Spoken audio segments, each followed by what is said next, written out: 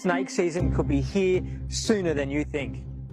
We're only a couple of weeks away from spring, and coming out of one of the warmest winters recorded here on the East Coast, I reckon we're in for a cracker of a snake season, and probably even earlier than we normally see it. Normally we start to see snakes appearing in springtime, mid-September, but this year I think it's going to be earlier. Snake catchers across the East Coast are already seeing large numbers of call-outs, which is really unusual for this time of year. Through the cooler periods, snakes seek shelter, and they're hiding in hollow logs and under rocky crevices, burrows, and sometimes even in people's roofs. And when those days start to warm up, coming into spring, they start to appear, they get a bit of sun, and they start looking for food.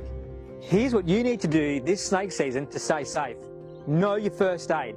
Always have a snake bite bandage handy, close by, in the car, in your backpack, wherever you can. If you're unfortunate enough to get bitten by a snake, the first thing you need to do is first aid. Remove any jewelry on that limb, get your pressure bandage, go around the bite site 3 times, 1 wrap below, and then straight up that limb. You don't need to worry about taking your clothing off, go straight over it, remain as calm as you possibly can, and get yourself to hospital.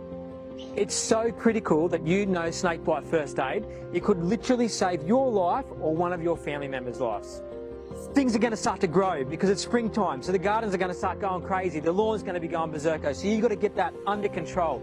Any debris, rubbish piles, stacks of tin, those timber piles from winter, move them out of the way because that's where snakes are going to be looking to camp up after they've been out hunting. If you see a snake in your home or in your backyard, make sure your pets are inside, no one goes near the snake, do not attempt to catch it, and just call your local snake catcher. Each year here in Australia, 2,000 to 3,000 people are bitten by snakes. About 300 of them actually require antivenom.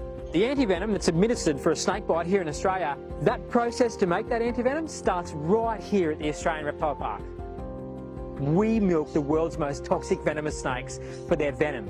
We freeze it, freeze dry it, and then we send it to CSL Seqirus where they turn it into antivenom. This snake season, be prepared.